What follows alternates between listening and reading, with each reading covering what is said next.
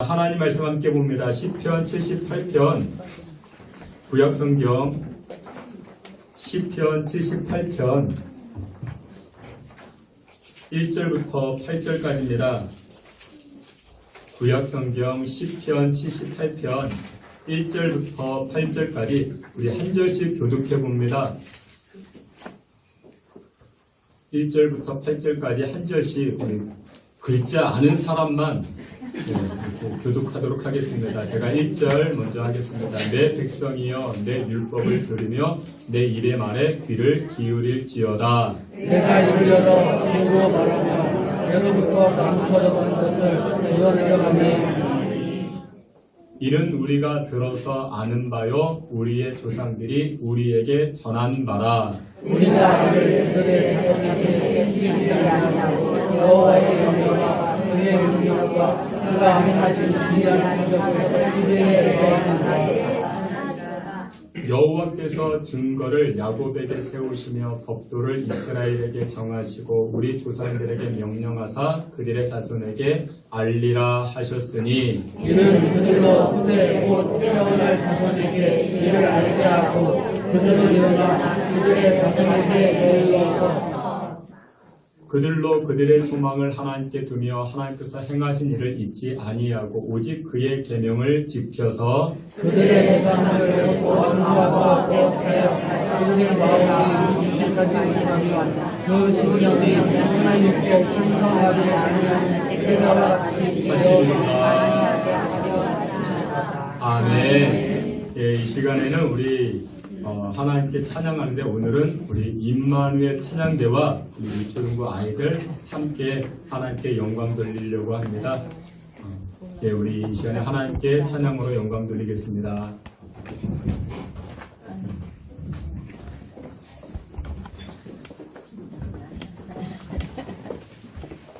다섯 명.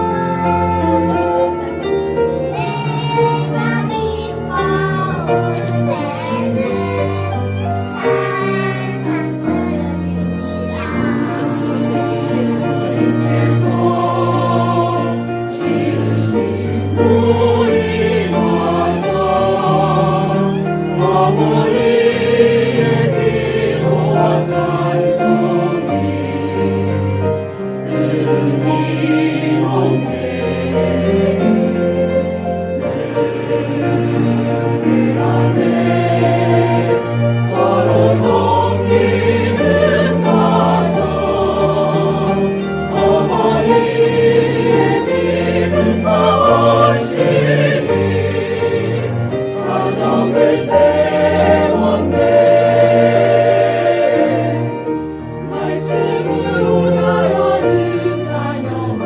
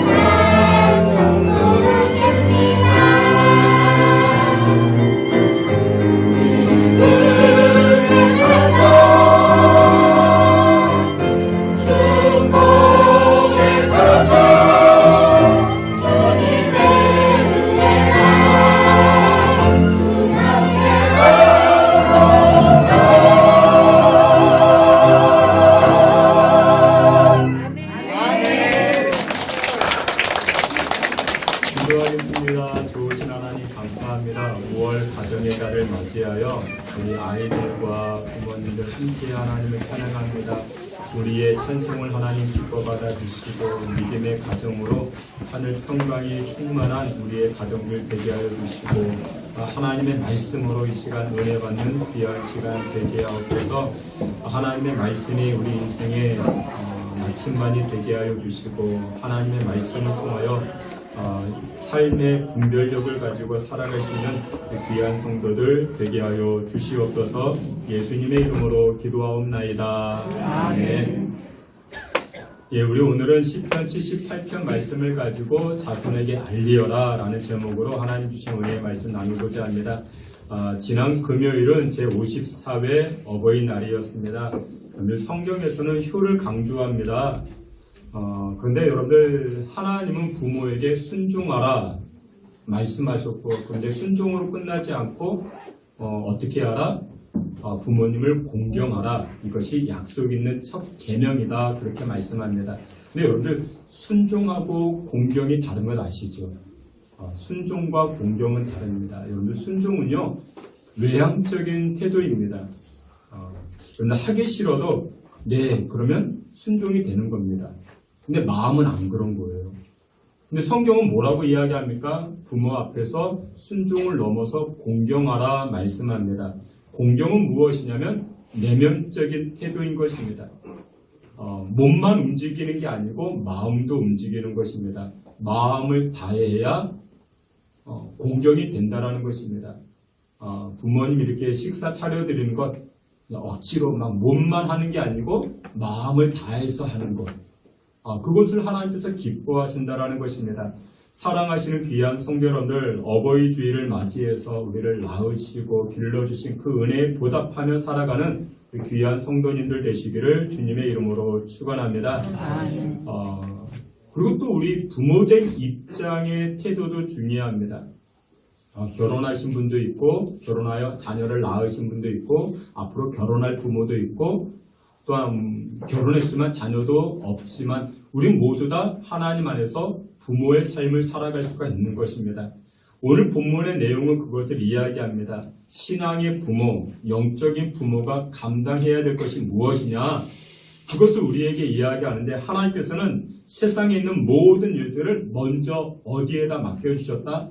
가정에다 맡겨주셨다라는 것을 우리에게 말씀합니다. 여러분들 생각해보면요. 성경은 말씀합니다. 생육하고 번성하라. 이게 어디서부터 출발합니까? 생육하고 번성하는 게 가정에서부터 출발되어져야겠죠. 그래서 가정이 1차입니다. 그리고 그 다음이 교회, 학교, 병원이 될 수가 있는 것입니다. 그래서 가정이 건강하지가 않으면 어디도 건강하지 못합니까? 교회도 건강하지 못하고 그리고 병원도 학교도 건강하지가 못하다라는 것입니다. 그러면 여러분들 가정은 무슨 일을 할까요? 가정은 어떤 일을 할까요? 가정은요 먼저 병원의 역할을 하고 학교의 역할을 하고 또한 보호하는 역할이 가정에서부터 출발한다라는 것입니다. 어린 아이들이 제일 먼저 어디에서 치료받습니까? 엄마 아빠에게 치료받지 않습니까? 가정에서부터 치료받는 것이죠. 옛날에 아이들이 아프면요, 지금처럼 병원이 가까이 있어서 가는 것도 아니고 거의 다 집에서 치료했습니다. 보통 아이들이 아프면요, 엄마가 옆에 와가지고 어떻게 합니까? 호호 해주면서 이렇게 어루만져 줍니다. 그러면 아팠던 것도 사라지죠. 약을 먹어도 아픈데 엄마가 호호 하면서 이렇게 만져주면, 배도 만져주고 머리도 만져주면 아픔이 사라지는 것입니다. 요즘도 뭐 그런 거 하나요? 요즘도 그 엄마 손은 약손 뭐 그런 거 하나요? 옛날에는 엄마 손이 다 약이었습니다. 그래서 여러분들 어린아이들은 많이 만져주는 게 좋습니다. 만져주는 게 참 좋습니다. 성경에서도요, 그런 말씀들을 많이 합니다. 마가복음 10장 13절에 보니까 이렇게 말씀합니다. 사람들이 예수께서 만져주심을 바라고 어린아이들을 예수님께 데리고 왔대요. 예수님께서 무엇 해달라고? 만져달라고. 여러분들 어린아이들은 많이 만져주는 게 좋습니다. 그런데 여러분들 요즘은요, 예쁘다고 막 만지면 안 됩니다. 요즘 아이들은 귀해요. 그래서 여러분들 만지고 싶으면 어떻게? 엄마에게 동의를 구해야 됩니다. 아주머니, 애기 엄마한테 아이 만져봐도 되냐고 동의를 구하셔야 됩니다. 뭐 그거 없이 함부로 만지면 뭐 안 됩니다. 그리고 만지고 싶어도 어떻게 해야 되는가? 여러분들 돈 내고 만져야 됩니다. 사탕 사 먹으라고 이렇게 용돈 주고 머리도 한번 쓰다만 요즘 저출산이나 아이들이 많이 없어요. 근데 여기서 만진다라는 것은 그냥 막 만지는 게 아닙니다. 똑같은 내용을 마태복음에서도 이야기합니다. 마태복음 19장에 보니까 이렇게 말씀합니다. 앞에 있는 말씀 함께 봅니다. 그때에 사람들이 예수께서 안수하고 기도해 주심을 바라고 어린아이들을 데리고 오매 제자들이 꾸짖거늘. 아멘. 여기 보니까 사람들이 아이들을 예수님께 데리고 왔대요. 왜 데리고 왔어요? 기도해 주심을 바라고. 여러분 만진다라는 것은요, 예수님 축복해 주시고 예수님의 기도해 주심 그 마음으로 만지는 겁니다. 요즘은 그러면 큰일 나는데 옛날에는 그랬어요. 우리 할아버지들 어우 그놈 이쁘네 하면서 어디도 만져요? 꼬치도 만지고 큰일 납니다. 뭐 엉덩이도 큰일 나. 그러면 안 됩니다. 우리 할아버지들 아이 내 때는 다 여러분들 요즘은 그러면 안 돼요. 근데 여러분들 여기서 만진다라는 것은 어떻게 해요? 어떤 의미가 있어요?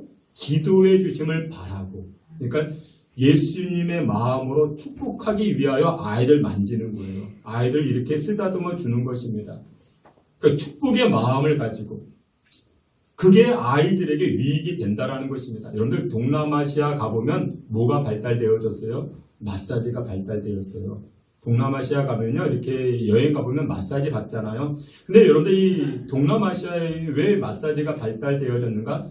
불교 국가들이 마사지가 발달되어져 있답니다. 왜 그러냐? 승려들이 이렇게 고행하잖아요. 수행하잖아요. 하루 종일 앉아있잖아요. 그러니까 다리가 아프니까 이 마사지로 피로를 풀었다고 합니다. 그래서 이 태국이나 뭐 그런 나라들이 마사지가 발달되어져 있습니다. 그뿐만 아니라 그곳에는 뭐 병원도 없고 약도 없잖아요. 그래서 엄마들이 아이들을 만져주는 거예요. 여기저기 다리도 만져주고 어깨도 만져주다 보니까 혀를 만져주겠죠. 그러다 보니까 아이들의 혈액순환이 잘 돼가지고 피로도 풀리게 되는 것이고. 그런데 아무튼 아이들은 처음 가정에서 치료를 받습니다. 여러분들 그것이 가정의 목적이라는 것입니다. 여러분들 가정은 무엇이 있어야 돼요? 치료가 있어야 되는 것입니다. 가정은 병원의 역할을 하는 것입니다. 여러분 신앙생활도 마찬가지입니다. 신앙의 전수가 어디에서 이루어져야 됩니까? 가정에서 이루어져야 되는 것입니다. 여러분들 교회에다가 신앙교육을 다 맡긴다? 이건 아닌 것입니다. 일주일이 몇 시간인 줄 아십니까? 일주일이 168시간입니다. 근데 교회에 아이들이 몇 시간 있습니까? 주일에 1시간 교회 옵니다. 167시간은 가정에 있고 1시간만 교회 옵니다. 신앙교육이 어디에서 잘 되겠습니까? 가정에서 잘 되겠죠. 1시간 교육받으면 그 영향이 크겠습니까? 아니죠. 167시간 가정에 있으니까 그곳에서 영향이 크다라는 것이죠. 여러분들 주일학교 있죠. 우리 교회도 주일학교가 있는데 여러분들 이 주일학교의 역사는 얼마 되지가 않았습니다. 18세기에 산업혁명이 일어납니다. 그래서 엄마 아빠가 바빠요. 일하느냐고 바쁩니다. 그래서 아이들에게 교육이 안 되는 거예요. 그러다 보니까 교회에서 무엇했는가? 아이들 길에서 놀고 있으니까 불러 모아가지고 이제 글자도 가르쳐주고 놀아도 주다가 이들에게 성경도 가르쳐줘야 되겠다. 그러면서 시작한 것이 주일학교인 것입니다. 그러니까 여러분 주일학교의 역사는 그렇게 길지 아니합니다. 그러니까 지금은 우리 눈높이에 따라가지고 교육시키기 위해서 이렇게 분리해서 예배를 드리는데 우리 교회는 또 이렇게 오늘 아이들 같이 이렇게 찬양하니까 또 좋긴 하죠. 좋긴 하지만 또 말씀을 들을 때는 또 눈높이에 따라가지고 말씀 나누는 거 그것도 좋다라는 것이죠. 아무튼 여러분들 시간을 따져보세요. 시간을 따져보면요. 집에서는 167시간, 교회에서는 1시간이에요. 아이들에게 신앙교육 어디서 잘 시킬 수 있겠습니까? 집에서 잘 시킬 수 있는 것이죠. 그런데 어떻게 해요? 신앙교육, 자녀들의 신앙교육을 어디다 맡겨요? 교회에다가 맡겨요. 목사님에게 맡겨요. 선생님들에게 맡겨요. 안 되죠. 여러분들 가정교육의 신앙교육이 거기서부터 시작되어져야 되는 것입니다. 시편 78편 3절에 보니까 이렇게 말씀합니다. 우리 앞에 있는 말씀 함께 봅니다. 이는 우리가 들어서 아는 바요 우리의 조상들이 우리에게 전한 바라. 아멘. 여기 보니까 신앙의 전수는요 들었대요. 하나님에 대하여 들었대요. 여러분들 하나님에 관하여 자녀들에게 이야기해 주십니까? 그게 신앙교육입니다. 그리고 또 어떻게 했대요? 전한 바라, 전해 주었대요. 하나님에 관하여 들었고 하나님에 대하여 전하는 것, 그게 바로 신앙교육이라는 것이죠. 4절에도 이렇게 말씀합니다. 4절 다 함께 봅니다. 우리가 이를 그들의 자손에게 숨기지 아니하고 여호와의 명예와 그의 능력과 그가 하신 기이한 사건을 그들에게 전하리라. 아멘. 여기 보니까 숨기지 않았대요. 자손들에게 다 가르쳐 주었대요. 하나님의 일하심, 하나님의 역사하심, 하나님의 돌보심, 하나님의 응답하심을 자녀들에게 알려주었대요. 그런데 어버이날이 됐잖아요. 그러면 가족들 만나지요. 그러면 우리 부모님들은 무엇 해야 돼요? 책임이 있어요. 오랜만에 자녀들 만나면요.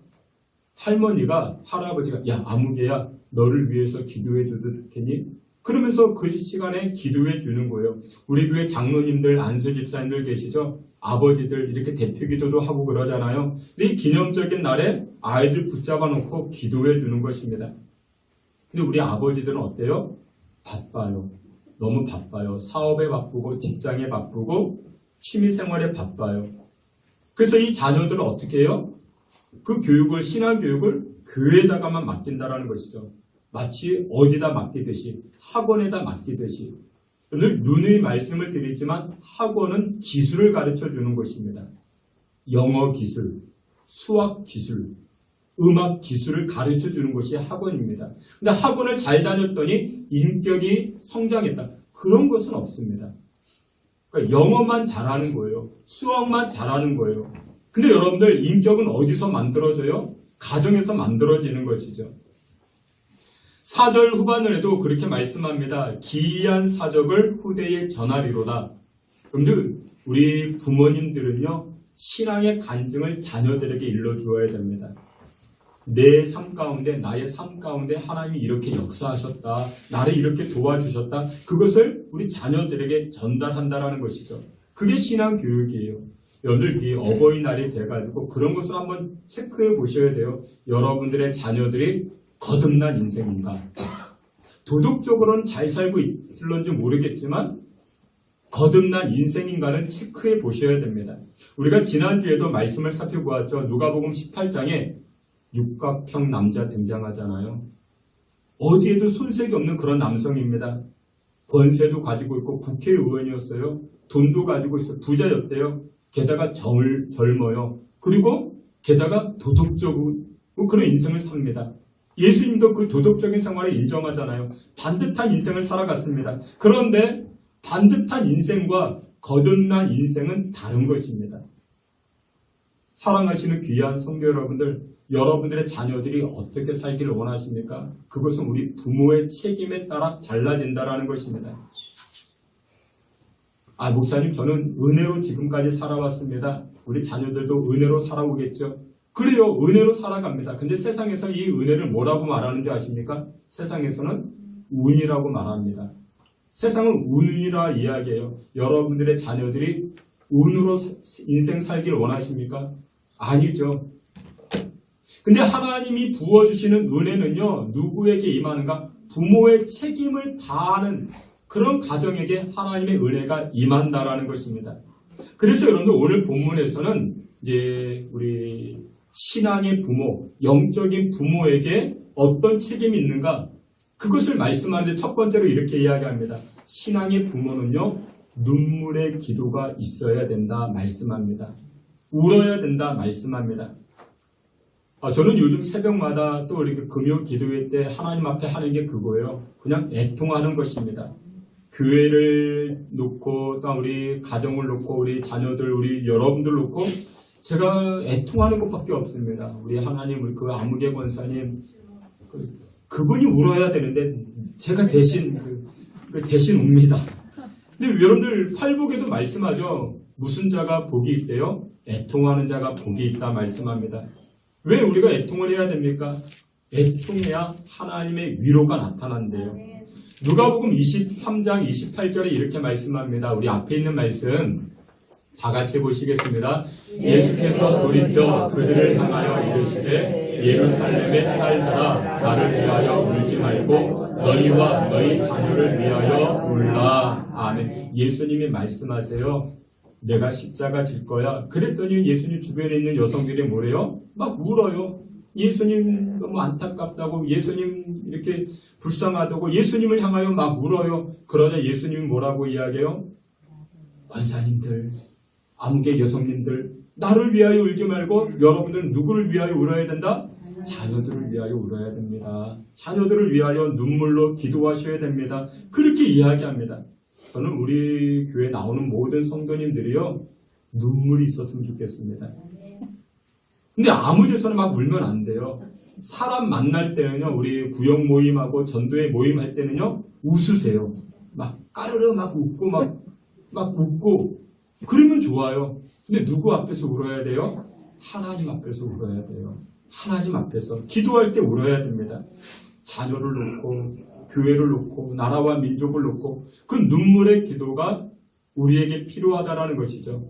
여러분들의 자녀들이 거듭났습니까? 그거 체크해 보셔야 돼요. 여러분들의 자녀들이 뭐 좋은 대학 들어가고 뭐 좋은 직장 취직하고 번듯하게 여러분 그것으로 만족하면 안 됩니다. 그거 언제든지 무너질 수 있어요. 그래서 무엇을 놓고 눈물로 기도해야 되는가? 그들 안에 신앙이 있는가? 그들 안에 예수 그리스도를 나의 구세주로 영접하고 있는가? 예수 그리스도가 나의 구세주임을 인정하고 있는가? 그걸 놓고 눈물로 기도하셔야 됩니다. 근데 가정의 달이잖아요. 그래서 가정의 달이어서 이제 가정에 관하여 얘기를 안 할 수가 없는데 제가 어떤 권사님의 가정을 이야기하고 어떤 집사님의 가정을 이야기하면 시험 들잖아요. 그래서 제가 어떤 권사님, 집사님 가정을 이야기할 수는 없고 제일 만만한 가정이 우리 가정. 우리 가정밖에 없는데 지난주에 우리 큰애가 이제 병장을 달고 휴가를 나왔습니다. 벌써 병장이 됐어요. 휴가 나온 첫째를 보고 다들 그런 말씀들을 해주세요. 군대가 너무 편해 보인다고. 왜냐? 얼굴이 너무 좋아 보여가지고 편해 보인다고 그런 이야기를 하십니다. 그러면서 어떤 집사님이 저에게 그런 이야기 하시는 거예요. 목사님, 그 큰애 연예인 시켜도 되겠다고 그러시는 거예요. 듣기 좋으라고 하시는 말씀이겠죠. 그래서 제가 그분에게 그렇게 말씀을 드렸어요. 아유, 집사님, 연예인은 뭐 아무나 합니까? 그래도 아니래요. 될 것 같대요. 연예인 해도 될 것 같대요. 그래서 또 제가 그랬죠. 집사님, 연예인은 안 되고, 연애는 잘할 것 같습니다. 연애는 많이 할 것 같습니다. 실제로 연애는 많이 하더라고요. 우리만 아는 비밀인데, 이 큰애가 군대 있는 동안에만 여자가 2번이나 바뀌었어요. 여자친구가. 초창기의 아가씨와 지금의 아가씨가 달라요. 초창기 아가씨랑 헤어지고 또 이번에 또 아가씨 이제 제가 다 봤거든요. 예쁘고 똑똑하고 정말 귀한 그런 아가씨들이에요. 근데 이번 휴가에 나와가지고 헤어지자고 자기가 얘기했대요. 그것도 군인이. 미쳤죠. 그런 말 있잖아요. 그 남자친구가 군대 가면 아가씨가 고무신을 거꾸로 신는 법이 있어도 아니 군화를 거꾸로 신는 법은 없잖아요. 자기가 헤어지자고 이야기했죠. 군인이 미친 거죠. 근데 이유를 그렇게 이야기해요. 정말 좋은 아가씨들이래요. 똑똑하고 예쁘고 다 그래요. 그런데 신앙이 없는 사람이다 보니까 결정적인 순간에 부딪히더래요. 인격적으로 성격적으로 다툼이 있는 게 아니고 가치관의 차이가 있으니까 결정하는 부분에서 차이가 나더래요. 그래서 누가 먼저 헤어지자고 했대요? 군인이. 미친 거죠. 군인이. 근데 여러분들 이 부분을 놓고 엄마가 그렇게 기도했습니다. 이 군인 엄마가 그렇게 기도했어요. 헤어지라고 기도한 건 아니고 예수님이 제일 우선이 되게 해달라고 그렇게 기도했습니다. 아직도 우리 그 큰아들, 작은아들 신앙으로 정말 부족한 게 많습니다. 그러니까 엄마가 무엇으로 기도합니까? 눈물의 기도밖에 없는 것입니다. 그런데 기독교의 근간이라고 이야기하는 하나님의 도성이라는 책이 있습니다. 정말 좋은 책인데 근데 좀 어려워요. 쉽게 설명한 책이기도 한데 설명한 책도 있는데 그 책을 쓴 어거스틴이라는 사람이 있습니다. 어거스틴 들어보셨죠? 이름만 들어보셨죠? 근데 이 어거스틴이 젊은 날에는요, 이단에 빠지고 방탕한 생활을 하고 술에 취하고 그런 인생을 삽니다. 그래서 그의 어머니 모니카가 이 아들을 놓고 기도하는 거예요. 아들을 놓고 기도하고 기도하다가 그 사제를 찾아가서 목사님에게 자신의 신앙을 이야기합니다. 그러다 그 목사님이 뭐라고 이 암브로시우스 목사님이 뭐라고 이야기하니까 그 유명한 이야기하죠. 어머니 걱정하지 마세요. 엄마가 눈물로 기도하면 그 자식은 무엇하는 법이 없습니다. 망하는 법이 없습니다. 망하는 법이 없습니다. 여러분들의 자녀가 여러분들 안 망하려면 무엇이 필요합니까? 부모된 저와 여러분들의 눈물의 기도가 필요한 것입니다. 다른 거 없어요. 하나님 앞에 가서 우리가 무작정 무엇 하자고요? 눈물로 기도하자고요. 막 눈물이 안 나오면 안약이라도 넣어가면서 그것밖에 없다고요. 두 번째, 여러분 우리 믿음의 부모에게는 책임이 있습니다. 영적인 책임인데 그것이 무엇이냐? 영적 스토리를 전할 그 책임이 우리에게 있는 것입니다. 그 영적 스토리텔링이 우리에게 있어야 됩니다. 여러분 자녀들에게 신앙의 간증을 들려주십니까? 그게 필요합니다. 여기 4절에 보면 이렇게 말씀합니다. 4절 다 함께 봅니다. 우리가 이를 그들의 자손에게 숨기지 아니하고 여호와의 명예와 그의 능력과 그가 행하신 기이한 사적을 후대에 전하리로다. 아멘. 하나님의 기이한 일들을 어떻게 해요? 후대에 전하리로다. 후대에게, 우리 다음 세대에게 전달해 주어야 된대요. 하나님께서 우리의 가정을 어떻게 건져주셨고 우리의 인생에 어떻게 역사해 주셨는지 그런 이야기들, 그런 스토리텔링으로 만들어서 전달해 주어야 된다는 것입니다. 우리 가정에도요 그런 이야기들이 참 많이 있는데 여러분들 개인적인 우리 가정의 이야기인데 여러분들 그 상처 없이 들어봐 주시길 바랍니다. 우리 두 아들이 있는데 지금 둘 다 군대에 가 있습니다. 근데 두 아들이 키가 185가 됩니다. 유전적인 요소 아닙니다. 제가 이 아이들을 태어나자마자 갓난 아이 때부터 발목 붙잡고 기도했습니다. 기도했어요. 어떻게 해달라고요? 롱다리 되게 해달라고. 그리고 구체적으로 기도했어요. 무엇 놓고 185cm. 그렇게 기도했습니다. 진짜 둘 다 185예요. 그렇게 됐습니다. 제가 아침 저녁으로 이렇게 다리 마사지 해가면서 그렇게 기도했어요. 우리 아이들도 알아요. 엄마가 커요, 아빠가 커요, 안 커요. 근데 커요. 근데 이것을 아이들에게 계속해서 이야기해 줬습니다. 고등학교에서 중학교 때 우리 작은 아이가 중학교 때인가 초등학교 때 축구 클럽에서 스카우트 A가 왔어요. 축구 선수 시킬 마음은 없느냐? 없다고 그랬죠. 공격수 시켜주면 하려고 했는데 골키퍼를 골키퍼 안 한다고. 아무튼 그러면 키가 컸습니다. 그걸 계속해서 너희들이 왜 키가 큰지 알아? 아빠가 그래서 기도해서 그런 거야. 우리 아이들도 알고 있어요. 그걸 일러 주어야 됩니다. 전달해 주어야 됩니다. 우리 큰 아이가 3학년, 초등학교 3학년, 우리 작은 아이가 초등학교 1학년 때 미국 학교에 들어가게 되었습니다. 제가 미국 생활을 위해서 그 전부터 우리 집사람이랑 1년 동안 꼬박 1년입니다. 매일매일 저녁마다 교회 가서 밤 9시가 되면은 1시간 동안 그렇게 기도했습니다. 하나님, 미국 생활을 해야 되는데 공부도 해야 되는데 제가 하기 때문에 제가 가지만 우리 아이들은 덩달아 알지도 못하네 따라갑니다. 아이들 영어도 모르고 다른 거 다 모르는데 그거 놓고 기도했습니다. 그러다가 미국 초등학교에 들어가게 되었습니다. 작은 아이가 1학년, 큰 아이가 3학년, 미국 총구석입니다. 학교 하나가 있는데 전체가 900명인데 한인은 2명밖에 없습니다. 없는 것이나 마찬가지죠. 선생님은 백인입니다. 아이들은 언어도 안 됩니다. 친구도 없습니다. 1학년짜리, 3학년짜리 아이들입니다. 그런데 입학한 지 며칠 지나지 않아가지고 그때는 이제 여름에 이제 입학을 하니까 가을이 됐습니다.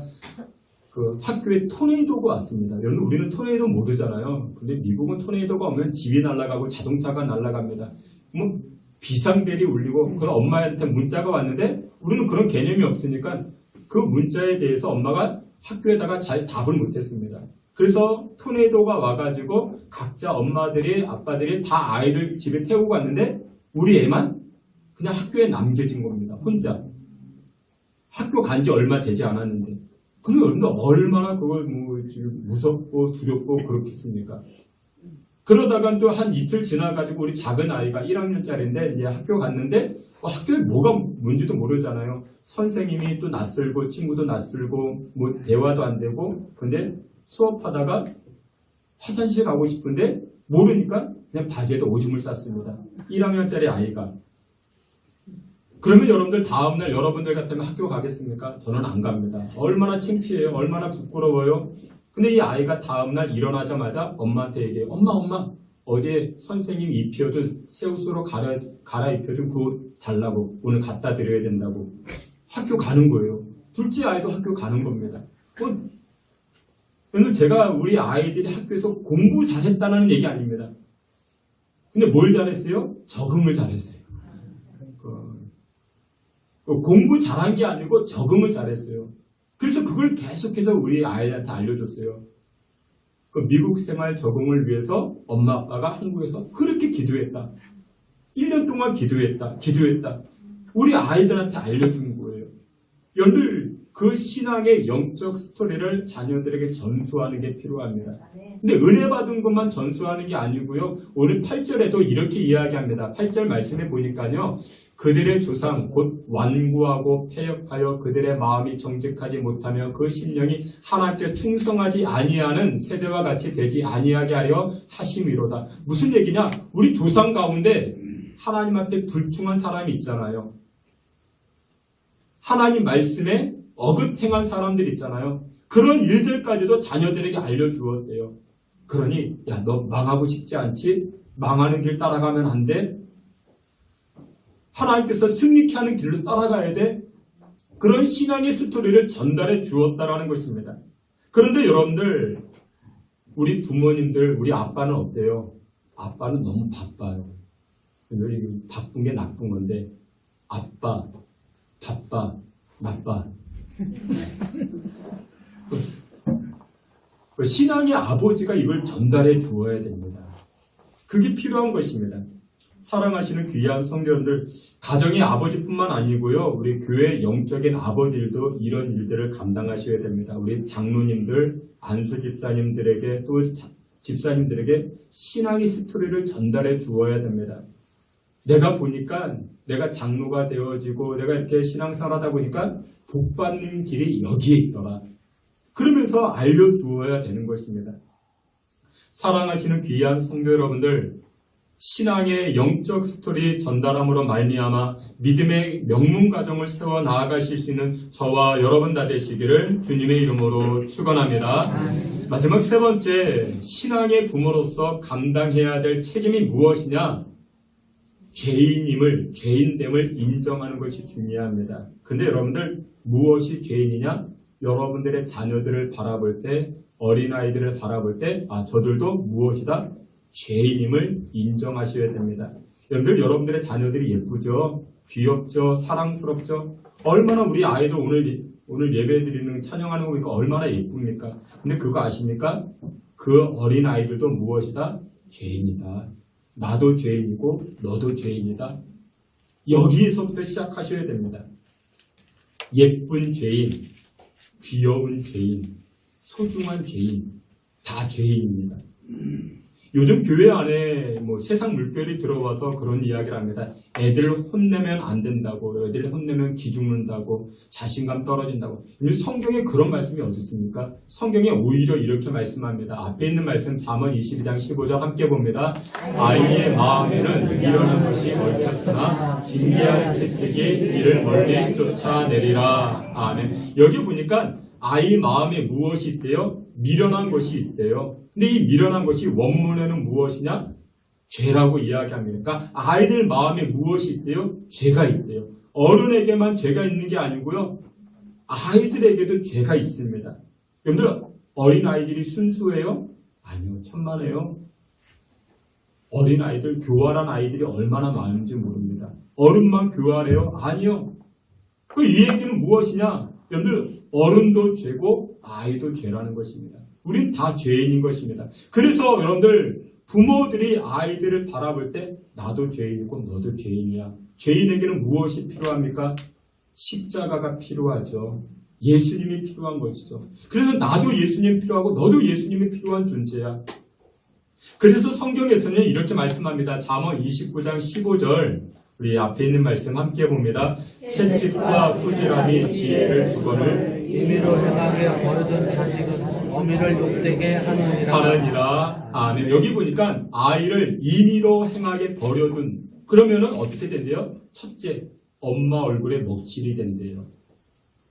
두 번째, 우리 자녀들의 얼굴에 먹칠이 된대요. 여러분, 자녀들의 인생에 영광이 나타나야 되는데 그 영광이 나타나는 비결이 무엇이다? 자녀들을 어떻게? 채찍으로 가르쳐라. 그렇게 말씀합니다. 내가 하나님 앞에 죄인이듯 너도 하나님 앞에 죄인이야. 근데 그 죄인 되면서 의인으로 돌이키는 방법이 무엇이다? 하나님의 말씀으로 가르치는 것밖에 없다라는 것입니다. 하나님의 말씀이 어때요? 쓰디씁니다. 하나님의 말씀이 우리는 자꾸만 거부하려고 해요. 그러나 쓰디쓴 말씀을 우리가 받아 먹어야 하나님의 영광이 나타나기 시작하다라는 것입니다.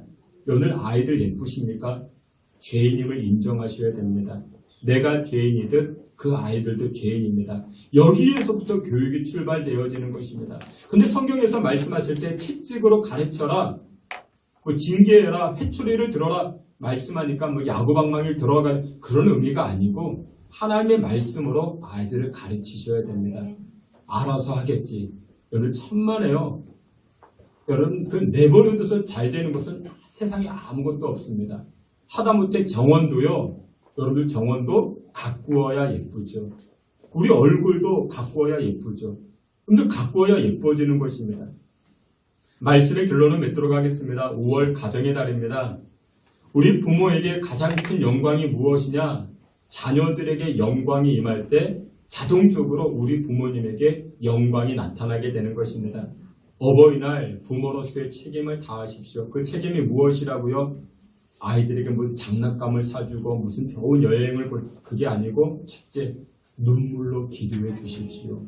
새벽 시간에 금요 시간에 나오셔가지고 눈물로 기도하는 것밖에 없습니다. 그리고 두 번째, 신앙의 간증을 전수해 주십시오. 너 어렸을 때 말이야, 너 그 대학에 들어간 것 네가 잘나서 아니야. 엄마가 기도한 거 너 알고 있지? 너 그때 그 질병에서 건진받은 것 우리 온 성도가 기도해야 되는 거 너 알고 있지? 그걸 전달해 주어야 됩니다. 간증을 전달해 주어야 됩니다. 그리고 마지막, 죄인에게 필요한 것은 예수님 십자가밖에 없는 것입니다. 십자가를 통해서 여러분들의 가정이 천국과 같은 가정으로 만들어 가시고 자녀들에게, 여러분들의 자녀들에게 하나님의 영광이 임하는 복을 누리며 살아가시기를 주님의 이름으로 축원합니다. 아멘. 하나님 아버지 크신 은혜와 사랑을 감사합니다. 성령께서 믿음의 권속들, 믿음의 백성들을 주장하여 주시옵시고 하나님의 놀라운 은혜의 사랑과 하나님께서 부어주시는 그 축복이 나타나기에 부족함이 없도록 주여 도우시고 주여 함께하여 주시옵소서. 하나님 하늘로부터 평강이 임하게 되는 줄을 믿습니다. 성령께서 역사하여 주시옵소서. 예수 그리스도 이름으로 기도하옵나이다. 아멘.